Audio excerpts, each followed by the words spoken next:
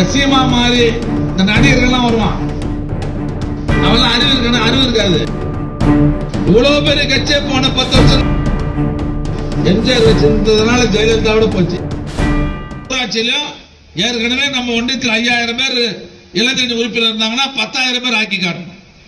உண்மையான உறுப்பினர்களை நம்ம கட்சியில் இருக்கிற குடும்பங்கள்ல யாரையும் விட்டுறாதீங்க.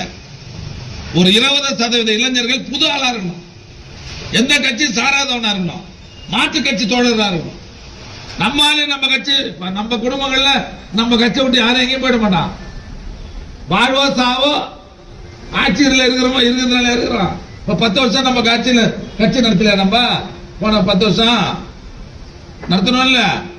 ஆட்சி இருந்தோ இல்லையோ கட்சியில இருக்கிறவன் எங்கேயும் போயிட மாட்டான், நம்ம கிட்ட தான் இருப்பான்.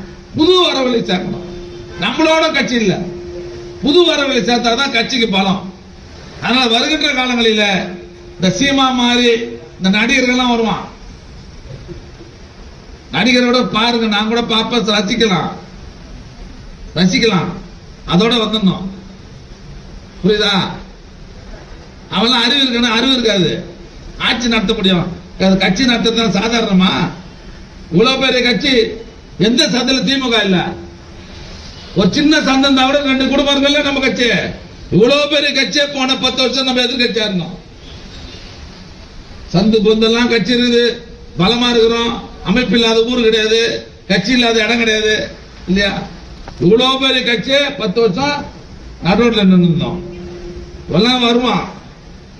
என்ன நினைச்சிட்டாங்கன்னா, நம்ம போகும்போது ஒரு கூட்டத்தை பாக்குறாங்கல்ல, பார்த்தவன மொத்தம் நம்மால் தான் இருங்க, மகிழ்ந்து போய் அன்னாட நம்ம முதலமைச்சரா இல்லன்னு வந்துடுறான். அதனால இதெல்லாம் எடுபடாது. இங்க எம்ஜிஆரோட போச்சுங்க. அது நடிகர்ல எம்ஜிஆர் வச்சிருந்ததுனால ஜெயலலிதாவோட போச்சு. இனிமேலாம் அவனும் எடுபட முடியாது அரசியல்ல. அதனால எதிர்காலத்தில் இவன் ஆசை காட்டி இருக்கிறானு பாரு, ரொம்ப மகிழ்ச்சியா கனவு காண்டுக்கிறான் பாரு. இவன் கனவெல்லாம் பொய்யாக்குறேன்னு சொன்னா நம்முடைய அமைப்புகளை எவன் தயவுதாட்சியும் தேவையில்லை. நாம அமைப்புகளை பலமா வச்சிருந்தோம்னா எவன் தயவுதாட்சி நமக்கு தேவையில்லை. எந்த தேர்தல் வந்தாலும் மிகப்பெரிய வெற்றியை நாம் பெறுவோம். அதனால வருகை தந்திருக்கிற இயக்கத்துடைய மூத்த முன்னோடிகள் நம்ம ஆளுங்க 4 பேர், நிறைய பேர் என்ன பண்ணுவாங்க தெரியுமா? நான் இருக்கிற உண்மையை சொல்லியிருந்தேன், பாண்டா சொல்லிட்டா